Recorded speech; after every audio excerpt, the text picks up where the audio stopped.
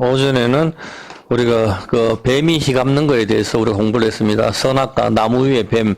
그 뱀이 휘어감다가 바로 꼬아짜다, 연합하다, 결합하다 이야기했습니다. 그것이 바로 빛을 지는 것, 재의 종로로 하는 것, 빛의 종로로 하는 것. 빛과 재는 같은 개념입니다. 성경에서 그 종로로 하는 것이고, 그것을 풀기 위해서 똑같이 나무 위에 뱀이 달리죠. 모세가 강야에서 놋뱀을 들었듯이 예수님께서 인자도 들려야 하리니 똑같이 뱀의 모습으로 예수님께서 똑같이 나무에 휘어 감기시는 것, 그것이 보증이라 그랬습니다. 보증 역시 뜻이 결합하다, 연합하다, 담보물이 되다, 담보가 되다, 아라부, 이런 뜻입니다. 그렇게 해서 그걸 다 역순으로 그대로 예수님께서 푸신다, 그렇게 이야기를 했습니다. 그리고 뱀이 휘어감는 것이 질식이다 이야기했습니다. 질식, 숨을 못 쉬는 거. 그리고 숨을 쉬게 하는 거, 성령 하나님, 생기가 불어와야 숨을 쉬는 거. 숨을 쉬는 게 안식의 개념이다. 제가 그렇게 이야기를 했죠. 어느 정도 기초를 하고 난 뒤에 이제 오후에 바로 들어가도록 하겠습니다. 그렇게 이야기를 하고, 그리고 그 수고하고 무거운 짐, 율법의 짐이죠. 율법의 짐을 지는 거. 그게 뭐라 그랬습니까? 빛이라 그랬죠. 빛. 재의 종로로 다는 거. 내가 그래서 재의 종로로 다는 거 무거운 짐. 그 무거운 짐이 바로 뭐라 그랬어요? 뱀에게 휘어 감기는 거. 그게 뭐죠? 빛. 휘어 감기는 거. 세금. 이해했죠? 세금이 목을 조르다. 뱀이 목을 조르잖아. 목을 조르다가 질식하다. 숨을 못 쉬는 거. 그래서 두 개의 혀로 잡아먹는 거. 그것이 뭐 이자라 그랬습니다. 이자 쏘다. 어떤 개념인지 아시겠죠? 쏘다, 정갈이 쏘다, 뱀이 물다. 그 개념입니다. 그 개념인데, 수고하고 무거운 짐, 수고하고 무거운 짐이, 짐진 자를 예수님께서 내게로 오라고 말씀하셨는데, 그것이 바로 보증이 되다. 십자가죠. 십자가에서 우리의 짐을 내려놓는 겁니다. 십자가, 예수님 계신 곳, 십자가. 그냥 아무 데나 와서 뭐 내려놓는 게 아니고, 십자가가 담보물이 되다. 아라부, 담보. 바로 연합하다, 결합하다, 꼬아짜다. 그것이 바로 거기에서 내려놓는 것이고, 그 수고하고 무거운 짐이 바로 뭐라 그랬습니까? 이제 여기서부터 연결을 할게요. 수고하고 무거운 짐이 임신. 우리가 다 여자니까. 임신했는데 그것이 뭐죠? 욕심이 임신했죠. 뱀에게 휘어 감겼잖아. 뱀에게 휘어 감겨가지고 먹은 게 뭐죠? 음행이죠. 먹지 말아야 될 씨를 먹잖아, 보면은. 선악과 나무 열매는 한 개. 선악을 알게 하는 건 율법 하나입니다, 나무. 그 배상을 해야 된다고. 그래서 그걸 갖다 나무를 따먹으랬단 말입니다. 따먹어서 그것을 먹었는 씨가 먹지 말아야 될 씨를 먹는 게 바로 먹어서 음행이란 말입니다. 먹지 않아야 돼. 뱀의 말을 듣고 먹는 거, 짐승의 말을 듣고 금송아지 성에 귀걸이로 짐승을 만드니까, 금송아지 만드니까. 자, 무거운 짐을 질 때에 조금만 쉬었으면 좋겠다. 그렇게 했었을 때, 무거운 짐을, 시장에서 무거운 짐을 갖다 손 양쪽에 들고 억지로 왔을 때 조금만 쉬었으면 좋겠다 했을 때, 휴 하는 게 숨을 쉬다. 안식일 날 모든 걸 다 쉬어라. 너희 낙이나 모든 종들이 숨을 쉬리라. 주님께서 그렇게 말씀하셨죠. 숨을 쉬는 거. 바로 이 무거운 짐이 바로 임신을 가리키고 있습니다. 자, 먹어서는 안 되는 씨, 선악과 음행이죠. 이것을 먹었을 때 내 배가 불러오는 거, 임신, 이것은 무거운 짐이고 무덤입니다. 이 세상 모든 사람은 예수 생명을 임신해야 하는데, 어떤 사람은 자기 마음의 명예와 윤리와 도덕, 무소유, 돈, 권력, 음란을 넣고 임신을 한 줄 알고 있지만, 그것은 무거운 짐인 것입니다. 진짜 남편이신 예수님의 생명, 즉 말씀이 씨라고 했으니, 이 말씀, 예수 생명을 낳는 것이 자식을 낳는 게 짐승이 새끼를 낳는 게 이자라 그랬습니다. 그것으로 이자를 청산할 수 있는 겁니다. 예수 생명을 낳아야만이. 예수 생명 말씀이 씨라고 했으니 성경 말씀을 내 안에 넣는 것이 임신입니다. 진짜 생명을 임신하는 것이죠. 근데 세상 사람들은 성경 말씀 말고 이 세상 모든 것을 내 마음에 넣는 것, 그것은 욕심이 임신한 것이죠.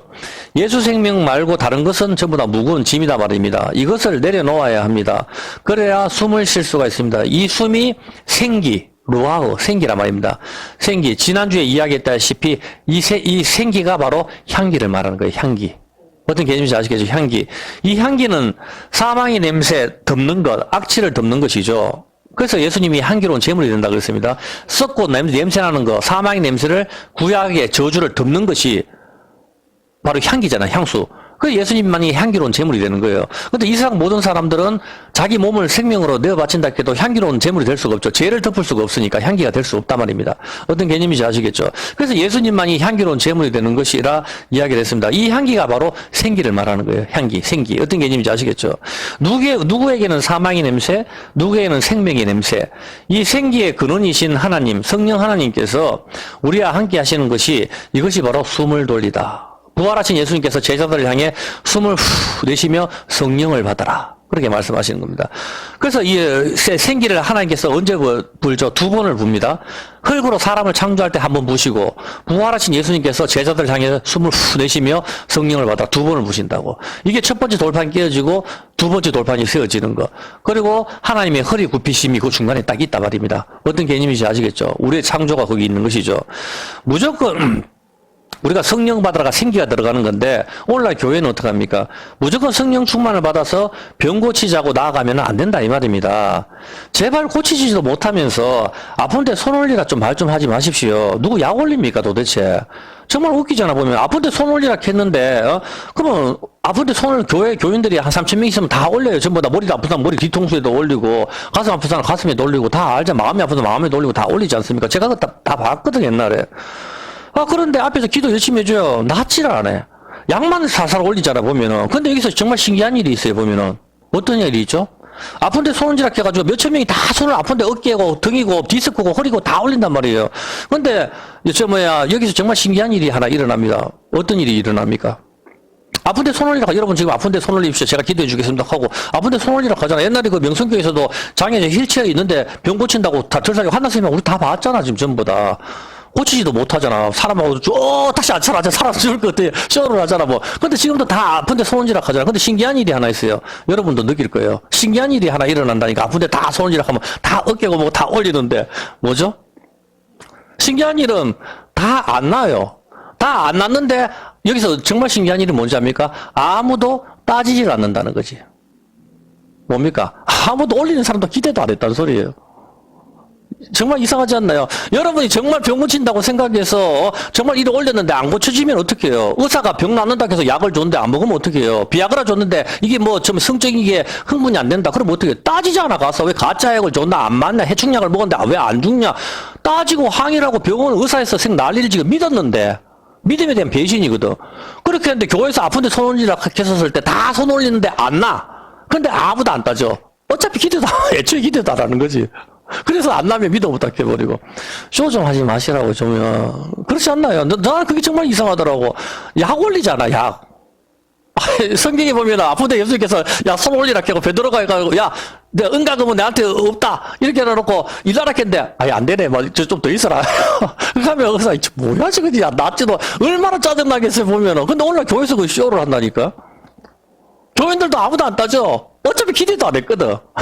웃기는 거지, 보면. 아니, 손 올리라 하고 강물에 7번 물다 몸에 담그라 해가지고 담갔는데 나병이 안 났어. 그걸 알아봐, 자국이 어떻겠어요? 이스라엘 내가 치는데 제일 먼저 앞장섰게. 이렇게 할 거 아니에요, 보면은.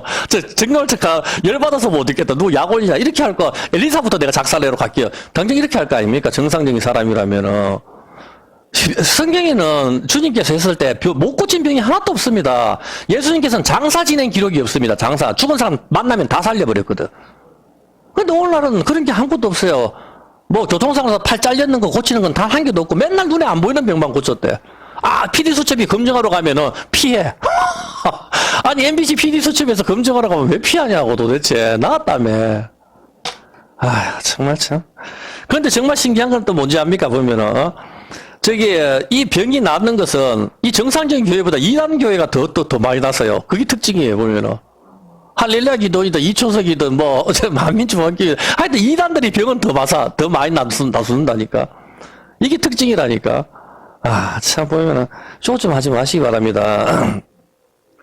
성경은 완성이 되었습니다. 이제 성경만 보아도 하나님의 살아계신가 십자가와 모든 계시가 성경 안에 다 있습니다. 여러분, 하나님께서 성경이 완성되기 전에는 선지자나 꿈이나 음성으로 다메섹에서 사도 바울에게 나타나시고 방언이나 병고침 등등 죽은 사람이 사는 것으로 하나님의 살아계심을 보여주실 필요가 있었단 말입니다. 그때 성경이 없었으니까. 그러니까 그게 필요할 거 아니에요. 성경이 없으니까. 여러분 성경이 없는데 어떻게 우리가 하나님을 알아요? 알 길이 없잖아. 그러니까 하나님께서 선지자도 보내고 꿈도 나타내고 음성도 말씀해 주시고 병 고치는 것도 보여주고 죽은 사람도 살리고 이렇게 하면서 하나님 위에 그걸 갖다 보여주셔야만 된단 말입니다. 근데 성경이 완성된 시기에는 이미 그게 필요 없거든. 그런데 지금 음성을 들었다 한다. 그게 다 가짜라니까 여러분.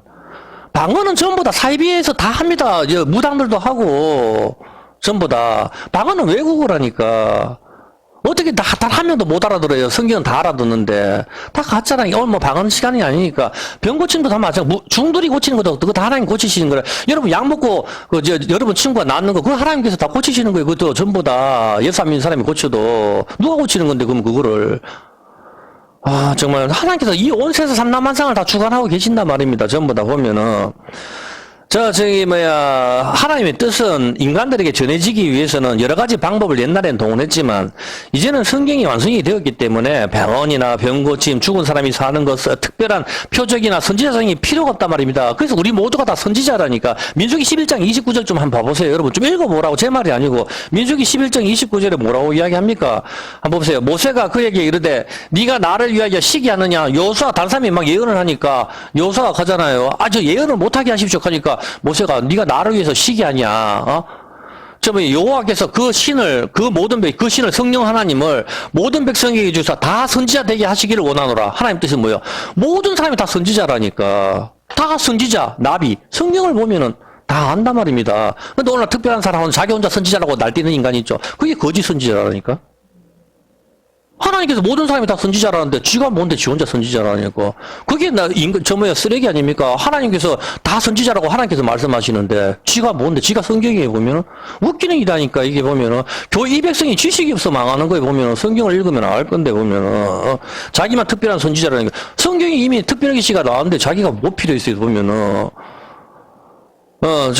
거짓 선지자, 100%죠, 보면은. 하나님께서는 전부 다 선지자라고 하는데, 자기가 뭔데, 자기 혼자 선지자라고 떠들고 다닙니까? 웃기는 소리입니다. 방언한다, 음성 들었다, 다 믿지 마시기 바랍니다. 성경으로만 하나님께서는 말씀을 하십니다. 병 고치는 것도 우리가 기도하면 하나님께서 의사나 약을 통해서 고쳐주시고, 불교 다니는 사람이 병을 낫는 것도 전부 하나님께서 하시는 겁니다. 특별한 병 고침, 은사 집회를 하면서 하나님이 살아계심을 보여주는 것은 없단 말입니다, 여러분. 특별한 은사 집회를 하고, 다 쇼라고 전부 다. 오히려 병 고치는 것은 이단교에서 더 많이 행합니다. 불교나 무당들도 병 고치는 행사를 많이 하고 있고, 그리고 이 모든 것들을 전부 하나님께서 주관하고 섭리하시는 것이죠. 뱀에게 희강기는 것, 질식하는 것, 숨을 쉬지 못하는 것인데, 하나님께서는 이것을 역성 그대로 보증이 되시고 연합하시고 희강기셔서 나무에 희강기는 것, 이것을 두고 요한복음 3장 14절에 예수님께서는 모세가 강야에서 뱀을 든 것처럼 인자도 들려야 하리니 그렇게 말씀을 하십니다. 이런 모습으로 우리의 빚, 돈을 빌렸을 때 지는 빚, 이 제 문제를 갖다 청산해 주셨단 말입니다. 이것이 숨을 쉬다, 숨을 돌리다입니다. 뱀이 휘어 감아서 질식시켜서 죽이는 거, 이것이 여기서 풀려나는 거, 이것이 바로 이집트가 파라오가 뱀이잖아, 코브라. 거기서 풀려나는 것을 이야기하는 거예요. 이집트에서 풀려나는 거. 그 파라오 밑에서 파라오를 위하여 비동과 람셋을 짓는다 하잖아. 바로를 위하여.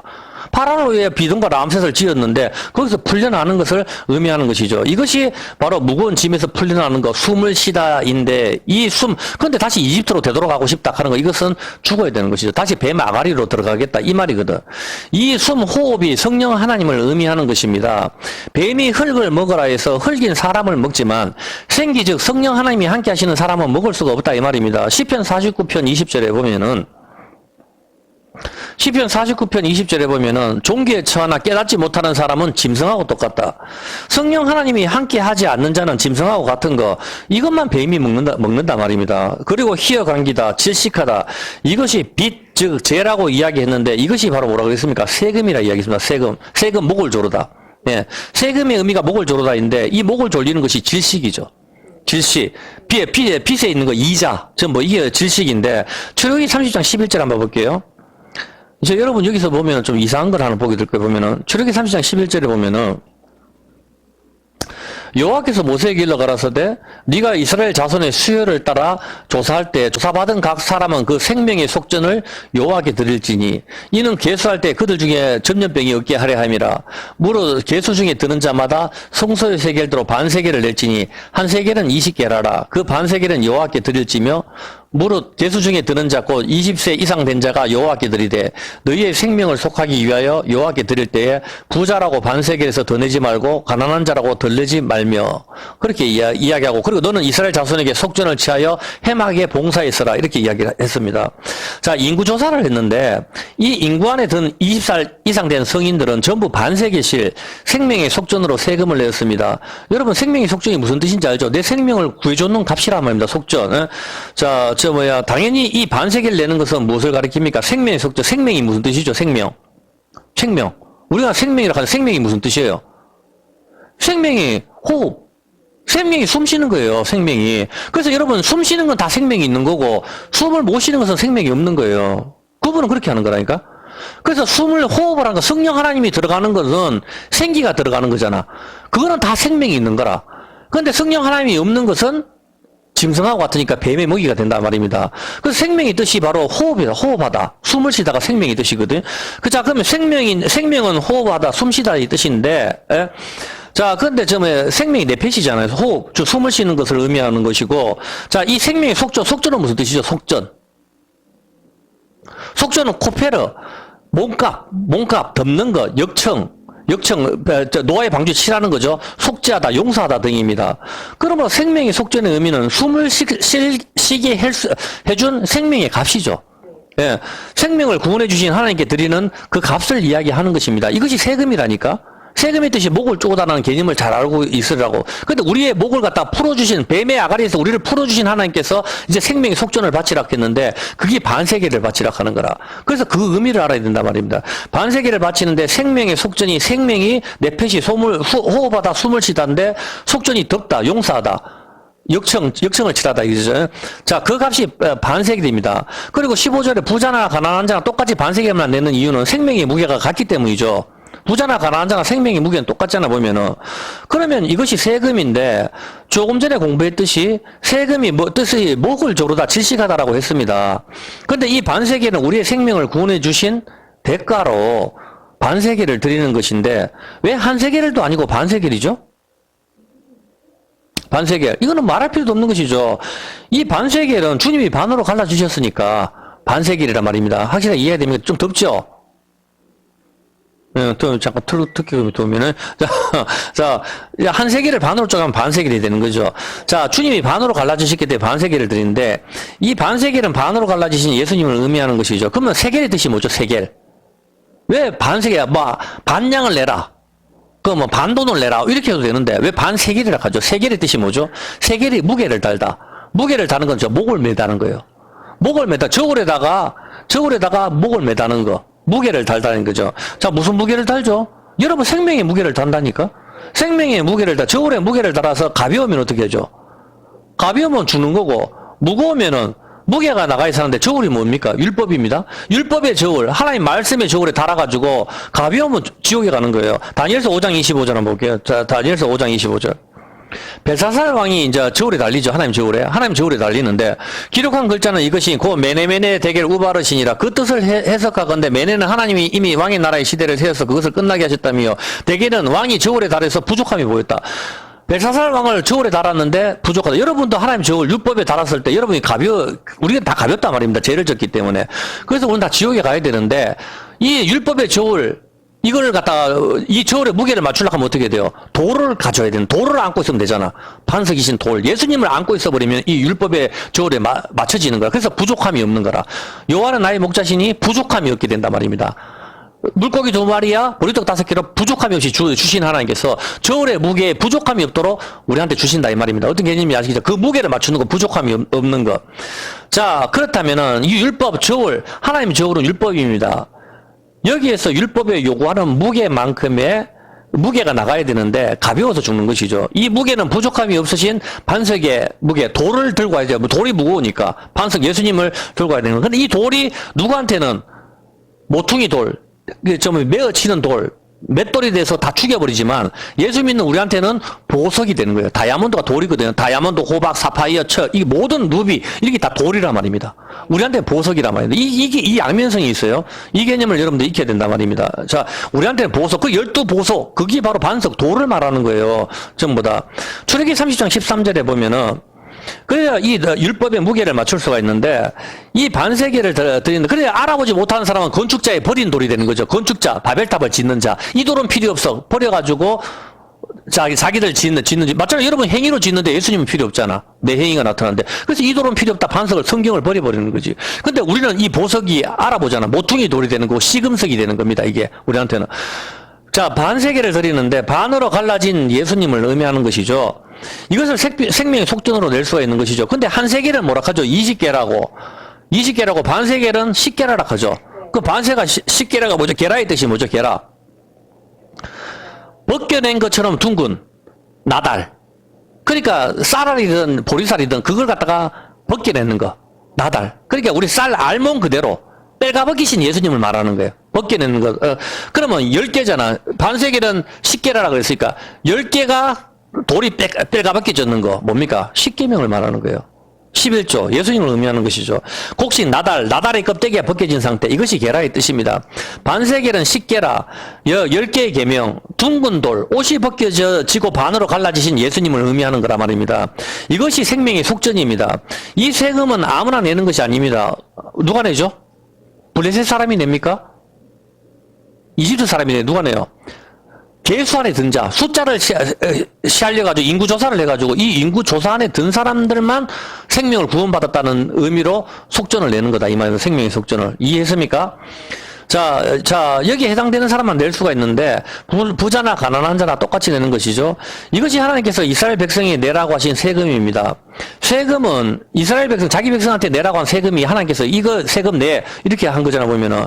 세금은 질식하다, 목을 조르는 것인데, 뱀에게 희강겨서 질식하게 되고, 율법의 무거운 짐 밑에서 신음하는 우리 신부를 건져내시기 위하여, 하나님이신 예수님께서 십자가에서 반으로 갈라지셨습니다. 그리고 이스라엘 신부를 구원해 주셨는데, 이 생명을 구원한 대가로 신부인 이스라엘은 반세계를 생명의 속전으로 바치는 것입니다.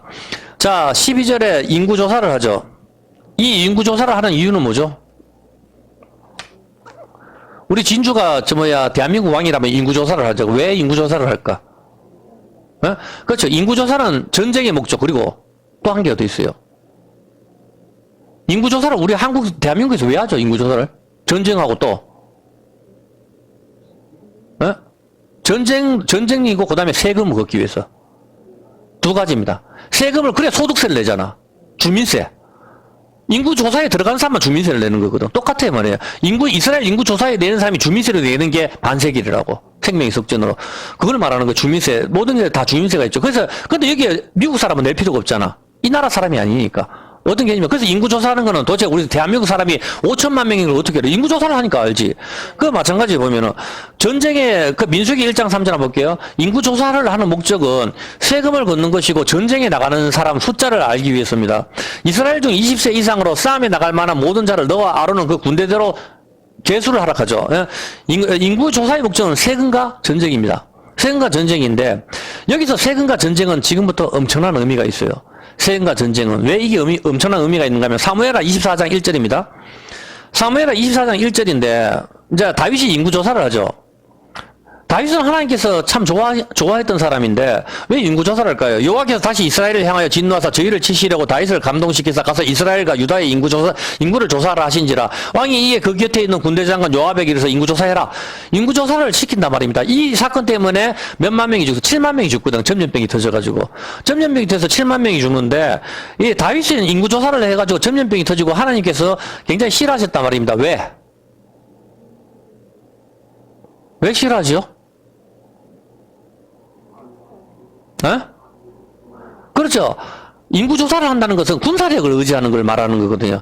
하나님을 의지하지 않고 우리의 군사력을 의지하냐. 전쟁의 신, 전쟁에 능하신 여호와 하나님, 전쟁의 신이 하나님인데 하나님을 의지하지 않고 핵폭탄이나 인구 숫자, 우리는 13억이다, 14억이다, 그걸 의지할 때 망한단 말입니다. 근데 다윗은 인구 조사를 시키는 것은 하나님을 배제하고 이제부터 사람을 의지하겠다 하는 마음이 여기 있기 때문에 하나님께서 전염병으로 죽여버리는 겁니다. 전부 다 보면 믿음에 대한 배신인 것이죠. 이것이 선악과를 먹는 것과 같은 이치인 것이죠. 이 사건으로 이스라엘 백성이 7만 명이 죽고 다윗 때문에 이스라엘 백성이 죽는 모습은 아담과 하와 때문에 인류가 죽는 모습과 비슷합니다. 이처럼 인구 조사는 군사력을 의지하는 것이고 또한 세금을 거두는 것이 목적이 있습니다. 출애굽기 30장 13절입니다. 자, 계수 안에 드는 사람들은 반세계를 바치는데 이것을 세금이라고 했습니다. 자, 여기서 중요한 것이 있는데 인구조사의 목적은 전쟁과 세금이라고 했습니다. 자, 전쟁과 세금이 무슨 관계가 있습니까? 여러분, 이제 이걸 맞추시라고. 앞에 거는 기초적인 거고 전쟁과 세금이 무슨 상관이 있죠? 여기에 해답이 있는 겁니다. 이거를 공부를 하려고 하는 거예요. 그래서 그 다음에 레이지파까지 나아갈 거거든요. 전쟁과 세금이 인구조사의 목적인데 전쟁과 세금은 도대체 무슨 연관이 있는 것일까요? 그렇죠. 전쟁에서 이기면 어떻게 되죠? 조공을 바치게 되는 거예요. 진 나라는. 그거를 이야기하는 거예요. 자, 전쟁과 세금은 바로 말할 필요 없이 전쟁에 지게 되면은 죽을 때까지 조공을 바치고 노예로 삼게 되는 거예요. 노예로. 전리품을 갖다가 다 내주는 거죠. 탈취물을 갖다 취하는 즐거움이라 하죠. 전쟁에서 지금, 그래, 러시아가 우크라이나를 삼키게 되면 어떻게 돼요? 우크라이나에 있는 모든 걸 자기가 다 빼들어 오는 거고, 우크라이나는 죽을 때까지 조공을 바치게 되거든. 세금을. 러시아에 종속이 되는 거예요. 이제 자기 나라는 없어요. 그렇게 되는 거죠. 자기 나라가 없으니까, 일본이 우리가 한국을 지배할 때 어떻게 돼요? 여러분, 이름도 여러분 마음대로, 제 같으면은 타까이쯔보, 미남, 이런 식으로 나간다니까, 보면은. 이름 창씨 개명도 하게 되고, 모든 걸 다 바꿔버리는 거예요, 보면은. 구르마, 스리빠 일본어로 만든 거 모르겠네. 스베끼리, 간스메, 전부 이게 무아기. 아직도 이렇게 일본어 저도 많이 안 해, 그렇게 되는 거죠, 보면은. 자, 죽을 때까지 조공을 바치게 되죠. 자, 이 세금이 질식하다, 목을 조다, 포로가 되다, 조공을 바치는 거다. 이 말입니다. 이해됐습니까? 세금의 뜻이. 세금의 뜻이, 여러분 히브리어 그 사진 있으면 찾아보세요. 똑같아요. 목을 조다, 포로가 되다, 조공을 바치는 것입니다. 그래서 이스라엘 백성들이 이집트에 포로로 잡혀있을 때 이집트의 파라오 뱀을 위해서 비동과 람셋을 갖다가 노예로 있잖아. 그것이 전쟁이 졌을 때 모습이거든. 졌을 때 모습. 포로가 되는 거, 잡혔을 때 모습. 세금을 내는 거. 그래서 우리가 어떻게 돼요? 일본이 전쟁했을 때 우리 한국 사람이 막 끌려가잖아. 전쟁 2차 대전인가? 그래서 한국 사람이 가서 일본을 위해서 막 싸우잖아, 보면은. 그게 그렇게 되는 거예요, 보면은. 그래서 한일 합병이라 하죠. 하나다. 내선 일체, 일본과 한국은 하나다. 이렇게 해서 밀고 나가야 되는 거죠. 지금은 일본이 죽었다 해도 우리 한국을 못 먹죠. 이거 한국은 너무 커져버렸으니까. 지금은 위험한 거는 오히려 중국이죠. 보면은. 그래서 우리나라 국모 같은 경우도 어떻게 내가 조선의 국모다. 이렇게 하면 수모를 당하는 거죠. 보면은. 군사력이 약해버리니까 안 되는 거죠. 보면. 모든 것을 갖다 바치는 신세가 되는 것입니다. 그러므로 전쟁에서 이기게 되면 어떻게 됩니까? 사무엘상 17장 25절. 전쟁에서 이기게 되면 어떤 일이 발생하죠? 사무엘상 17장 25절. 자, 더러는 가로되 너희가 이 올라온 사람을 보는 참으로 이스라엘을 모욕하러 왔도다. 골리앗과 다윗과 싸움이죠. 그래서 이 골리앗을 때려 죽이는 사람한테 상금을 걸었어요. 어떤 걸 걸었죠? 그를 죽이는 사람은 왕이 많은 재물로 부하게 하고 돈을 많이 주고 자기 딸을 그에게 주고 사위로 삼겠다. 임금의 사위가 되고 또 이스라엘 중에서 어떻게 된다고요? 보면은 세금을 면제하겠다. 여기서 이스라엘 중에서 자유하게 여기가 보면은 세금을 면제하겠다 뜻입니다. 세금을 면제하겠다. 세금을 안 내게 하는 거예요. 저기에서 전쟁에서 승리를 하면은 세금이 면제되는 게 첫째입니다. 첫째. 세금 면제되고 질식에서 해방되는 거, 자유를 주는 거, 힘을 주는 거. 그리고 포로에서 자유를 의미하는 거. 이것이 바로 희년이죠. 50년 안식년을 말한 7이 49죠. 인구조사는 하나님을 의지하지 않고 군사력을 의지하는 것이고 사람을 휘감는 것, 즉 세금을 부과하기 위함이고 얽어매는 것, 즉 포로를 삼으려고 하는 것입니다. 우리는 하나님 나라의 백성이고 하나님이 왕이시고 하나님 나라에 속한 사람인데 하나님을 버리고 선악과를 먹고 금송아지 섬길 때 포로가 되고 세금이 부과되고 이집트의 노예가 되고 무거운 짐을 진 자가 되는 것입니다. 여기까지 이해가 되죠? 이제 애굽의 무거운 짐 밑에서 하나님께서 빼내었다 하시는 것이죠. 이 무거운 짐이 바로 임신을 말하는 거예요. 선악과 즉 먹지 않아야 될 씨를 먹음으로 음행, 간음, 욕심을 임신했고 이것은 무거운 세금과 연결이 되어 있는 것입니다. 그래서 누가복음 2장 1절에 그래서 이걸 풀려고 누가 오죠? 이것이 임신이자 무거운 짐이죠. 이것을 풀려고 누가 오죠? 이 무거운 짐에서 이걸 풀려고 누가 오시잖아 보면 예수님이 이제 보면 이때 가이사 아구스가 천하로 다 뭐죠? 인구조사해라. 인구조사하러 갈 때 어떻게 돼요? 예수님이 등장하는 거예요. 인구조사로 갈 때. 바로 인구조사는 전쟁과 세금을 말하는 거거든. 인구조사는 뭐 왜 합니까? 세금을 거두기 위해서. 전쟁에 나갈 사람을 찾기 위해서. 전쟁에서 지게 되면은 어떻게 돼요? 조공을 바치게 되는 거예요. 전쟁에서 지게 되면은. 그런데 이걸 갖다가 성경에서 뭐라 합니까? 이 세금은 무거운 짐인데 이것을 갖다가 임신이라고 이야기하죠. 임신. 율법의 무거운 짐, 욕심이 임신했는 것인데 여기에서 한 사람이 있죠. 이 호적은 구레뇨가 수리아 총독되었을 때 첩번한 것이라 모든 사람이 호적하러 각각 고향으로 돌아가며 요셉도 다윗의 집 족속인 거로 나사렛 동네에서 유대를 향한 베들레헴이라는 다윗의 동네로 그 정원한 마리아와 함께 호적하였더니 마리아가 이미 임신, 수고하고 무거운 짐. 수고하고 무거운 짐, 임신의 상태가 세금 무거운 짐인데 여기에서 한 임신한 여자, 마리아 쓰다. 여자가 쓰다 하는 건 임신하지 못한 상태를 말하는 거예요. 배가 고파서 쓰고 살지 못하겠다 말하는 게 아니고 성경에서 여자가 쓰다는 것은 임신하지 못한 상태를 말하는 거예요. 메시아를 임신하지 못한 상태. 그런데 여기서 한 여자가 등장을 한다면 우리의 구세주로 하나 등장한 메시아를 임신한 여자가 하나 등장하는데 모든 사람이 욕심이 임신해서 배가 불러서 수고하고 무거운 짐 때문에 고통스러워하고 이 세금 때문에 두렁이에게 휘어감기다. 이게 뭐예요? 뱀에게 휘어감기다가 질식하다. 이것이 세금, 율법의 무거운 짐, 율법의 요구를 만족시키려고 그렇게 힘드는데 여기서 한 사람이 역순으로 이걸 풀기 위해서 한 사람이 등장하는데 똑같이 임신의 몸으로 임신한 여자가 걸어가요. 어디로? 인구조사하는 대로. 이제 이해가 됩니까? 인구조사로. 이 인구조사에서 걸리는 사람은 세금을 내거든, 반세계. 그게 그대로 여기서 그대로 인구조사로 임신한 여자가 여자 이름은 쓰다. 괴롭다. 마리아. 이 여자가 메시아를 임신해가지고 어디로 갑니까? 인구를 조사하러 가는데 그것으로 하나 등장하는 겁니다. 여기서 소름이 착 돋는 것이죠. 예? 인구조사와 임신이 등장하는 것은 바로 소름이 돋게 만드는 것입니다. 인구조사를 하라고 하는 것은 이것은 율법의 무거운 짐을 매기기 위한 의미거든요. 인구조사는 바로 세금을 때리려고 인구조사를 하는 거란 말입니다. 전쟁하고. 그런데 이것은 전쟁에서 진 상태를 말하는 거예요. 세금을 내리고 조공을 바치는 거. 이것은 세금을 부과하기 위한 것인데 세금이나 전쟁이 바로 인구조사와 함께인데 우리가 전쟁을 하려고 할 때 우리 인구가 얼마인지 인구조사를 하는 것은 당연한 것인데 하나님의 백성이 하면은 어떻게 되는 겁니까? 안 되는 것이죠. 그건 다윗이 했잖아. 하나님을 믿어야 되는데 하나님 백성이 인구조사를 하는 것은 핵폭탄을 의지한다는 것이기 때문에 하나님에 대한 믿음의 배신인 것이죠. 우리는 믿음으로 승리하는 것인데 이런 것은 필요가 없는 것입니다. 여러분이 삶이 힘들면은 내일 어떻게 할까 그렇게 꼭 걱정을 해도 되긴 되지만 하나님을 의지하시기 바랍니다. 다윗은 그래서 벌을 받는 것이죠. 이제는 뱀에게 희간기어 질식하다, 선악과 먹는 것이 임신인데 이것이 무거운 짐인데 여기에 마리아 쓰다, 사망, 인생이 쓰다 죽게 되는 거죠. 이 여자 쓰다 괴롭다.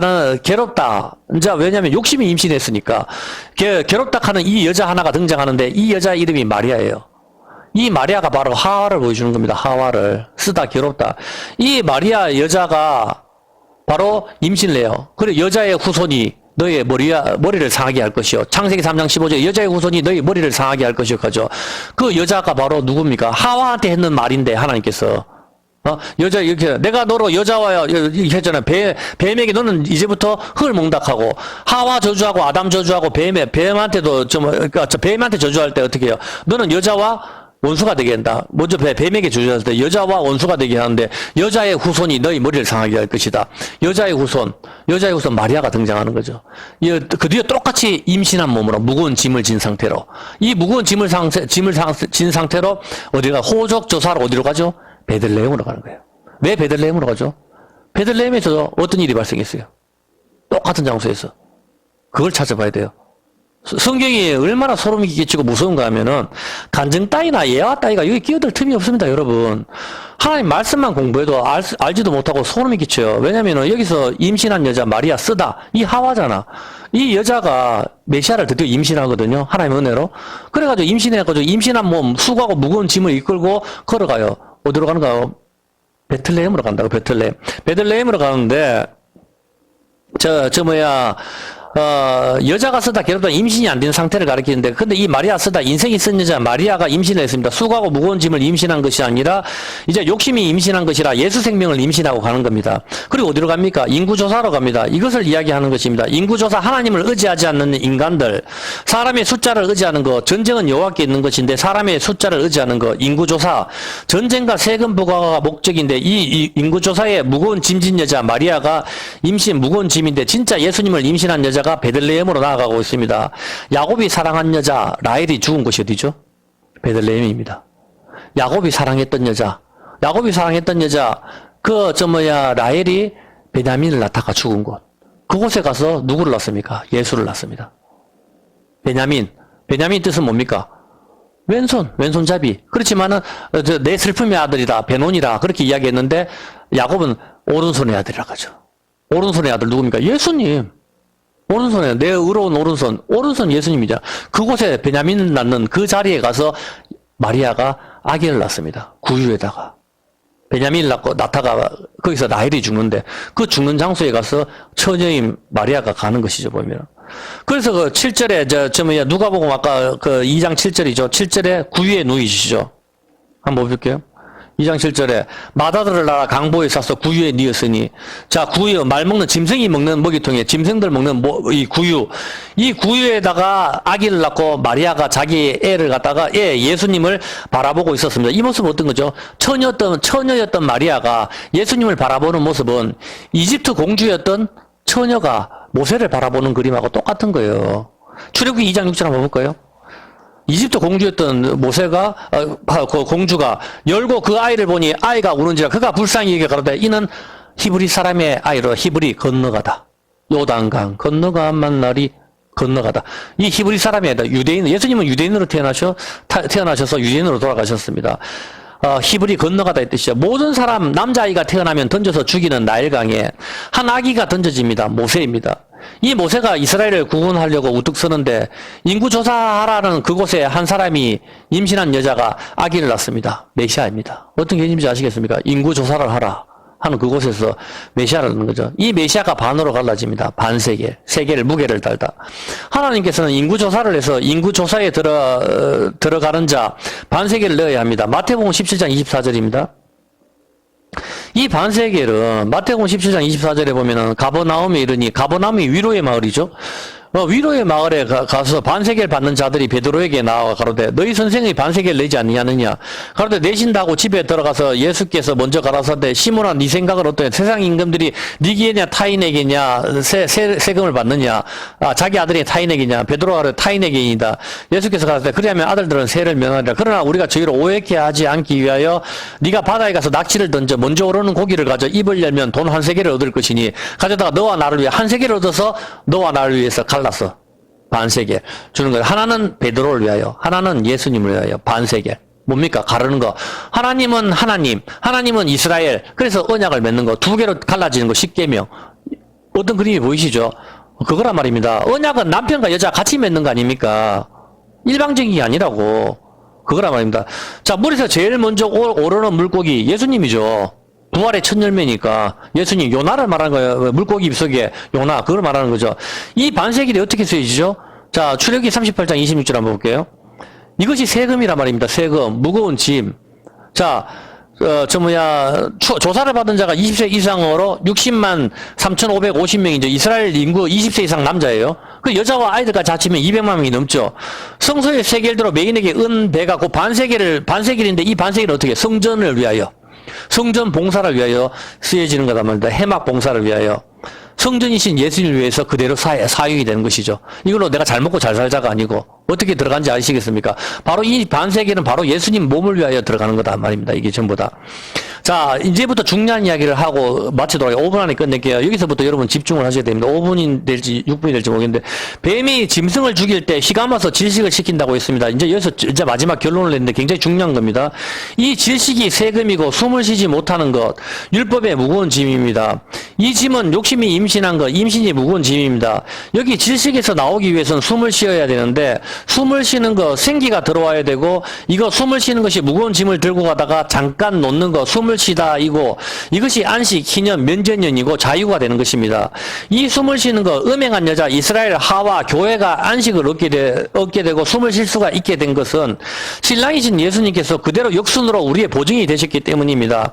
이 보증이 꼬아짜다, 담보가 되다, 연합하다, 혼합하다, 무역하다, 서약하다입니다. 이해가 됩니까? 자, 구렁이 뱀에게 희강겨서 빛의 노예가 되었는데 죄의 노예가 되었단 말입니다. 주님께서 담보, 보증이 되심으로 보증이 똑같이 엮어짜다, 결합하다, 혼합하다, 담보가 되다니까 똑같단 말입니다.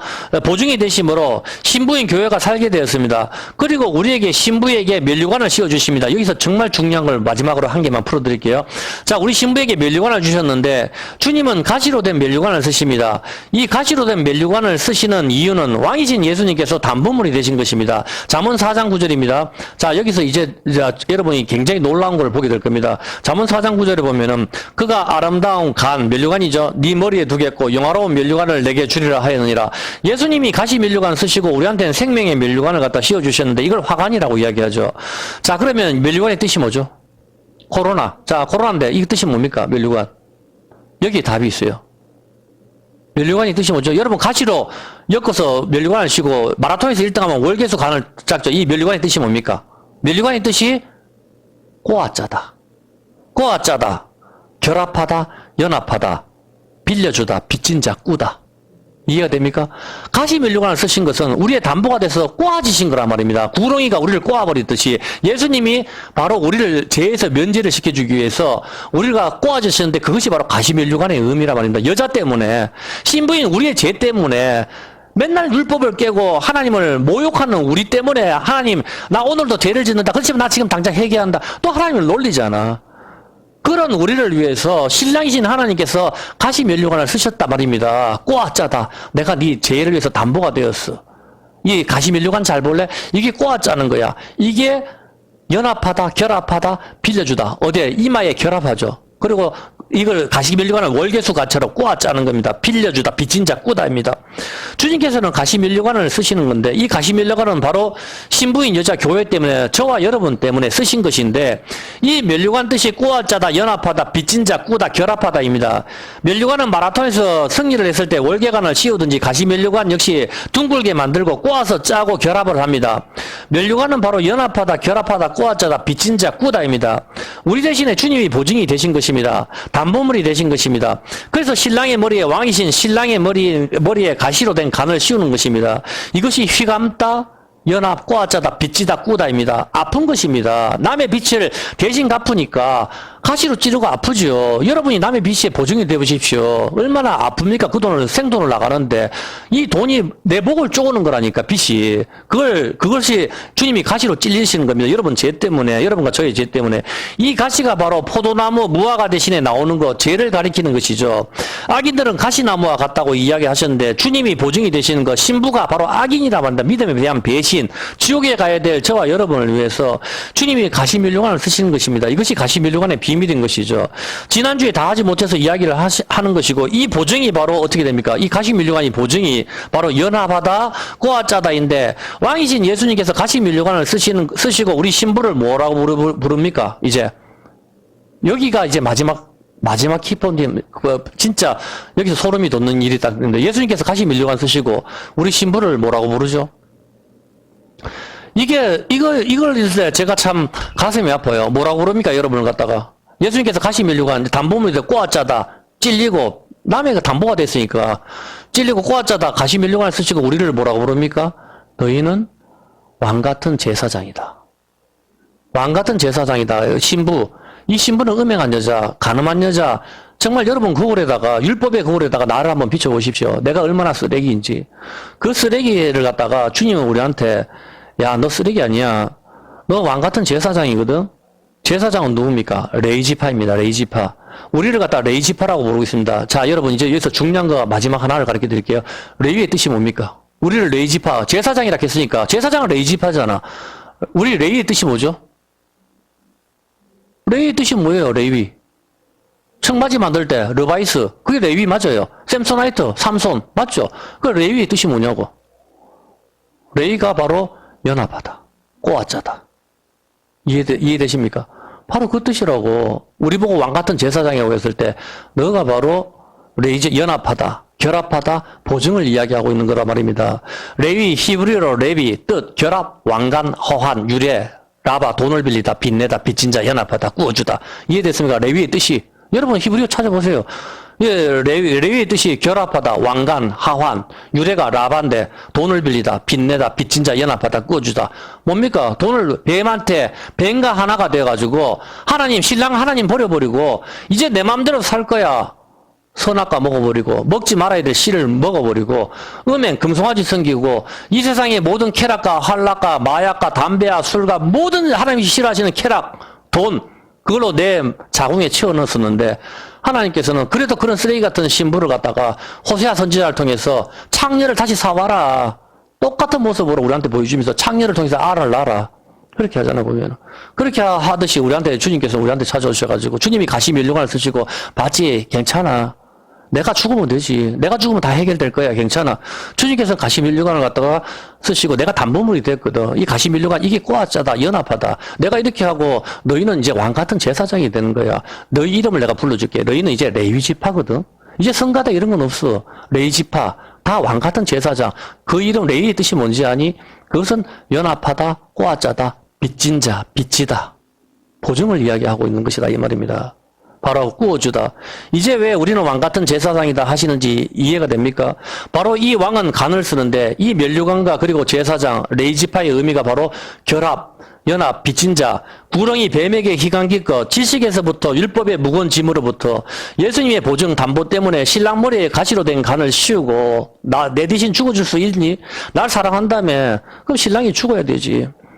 주님을 죽여버리고 주님의 머리에 가시관을 씌우시고 담보 연합 보증이 되게 만들어버리고 우리의 머리에는 왕관을 씌워주시는 주님의 모습입니다. 너는 어여쁘다 내 신부야. 그렇게 주님께서 말씀하신 거죠.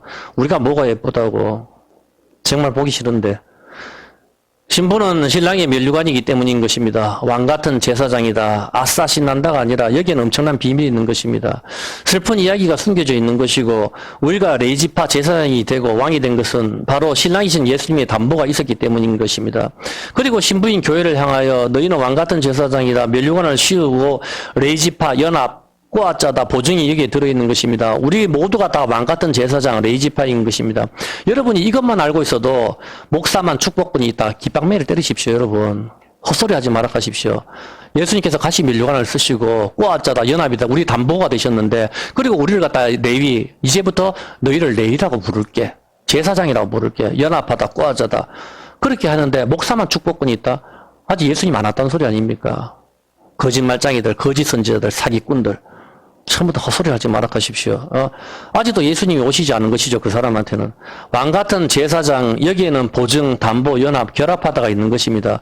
그래서 요한의 계시록에서는 어떻게 됩니까? 계시록 4장 10절을 읽고 끝낼게요. 장로들이 어떻게 하죠? 이 면류관을 벗어서 주님의 보좌 앞에 던지는 것입니다. 한번 보십시오. 24장로들이 보좌에 앉으신 이 앞에 엎드려 세세토록 사시는 이에게 경배하고 자기의 면류관을 보좌 앞에 던져. 우리의 면류관은 우리의 행함이 아니거든. 이 면류관은 주님의 담보물이거든. 이것을 우리가 왕가든 신랑의 죽음으로 거지 같은 신부 때문에 왕이신 하나님께서 가시관을 쓰시고 이걸 갖다 주님께 되돌려 주는 겁니다. 주님 이제 가시관 쓰지 마시고 이 생명의 면류관을 갖다 주님께서 받으셔야 맞지 않겠습니까? 그렇게 던져 드리는 것이죠. 그런데 하나님께서는 지금 어떻게 하셨습니까? 이 교회인 신부를 향하여 야 이제 너가 드리는 예배 더 이상 듣기 싫고 너가 저지르는 죄 어떻게 설교만 끝나고 나서 문만 열고 나가면 똑같이 그렇게 죄를 짓니? 이제 정말 너 그 예배 듣기 싫다. 이제 내가 면류관을 줄게. 가시 면류관 코로나를 보내주신 겁니다. 어떤 개념인지 아시겠습니까? 코로나를 주셔가지고 입을 다 막아버린 겁니다. 좀 알고 좀 보시라고요, 제발. 코로나가 면류관이잖아. 가시로 되는 거 면류관 쏴서 다 죽여버린다면 이제 두 번째 재앙 전쟁이 떼어졌단 말입니다. 폭우, 폭염. 왜 폭염입니까? 하나님이 진노, 하나님이 열기, 하나님이 분노라고 이야기하지 않습니까? 왜 종기가 납니까? 종기 교만하다. 교만이라 하잖아 보면. 왜 하늘이 노시되고 황사가 쏟아지고 모래바람이 떨어집니까? 비가 와야 될 곳에 하나님 말씀이 없는 거, 예화와 간증만 넘치고 있는 거, 맨날 잘 될 것이야, 평안하다, 안전하다. 하나님 말씀은 예리하고 어떤 날선 금보다도 예리했는데 나를 자르지도 못하고 조론가 지루함만 쏟아지는 예배 더 이상 하나님께 드리지 말고 하나님 말씀으로 여러분 자신을 비워서 죄로부터 여러분 멀어지시기 바랍니다. 이제 조금 잠시만 참으면은 여러분 지금까지 잘 참으셨는데 몇 년만 참으시면은 주님이 오실 때가 가까웠습니다. 그때 우리 눈에 눈물을 닦아주실 것입니다. 그래, 너 잘 참았다. 정말 너가 끝까지 내 믿음을 버리지 않았구나. 너가만 내 신부다. 그렇게 했는데 그때는 문을 두드려가지고 주님이 열어주셔서 그렇게 해도 한 번 닫힌 구원의 문 노아의 방주는 열리지 않습니다. 난자의 정자가 한 마리 들어가 버리면 그다음부터 그 문은 닫힙니다. 수억 마리 정자가 문을 두드려도 더 이상 그 난자의 핵은 열어주지 않는단 말입니다. 그거를 보여주는 거예요. 보면은 아무리 두들겨도 더 이상 열어주질 않는다고. 여러분 이거 무서운 겁니다. 여러분 이 세상에서 우리 사업은 실패해도 괜찮지만 영혼은 실패하면 안 되지 않습니까? 우리의 담보물이 되신 주님을 찬양합니다. 칼빈의 시편 찬송 137편입니다.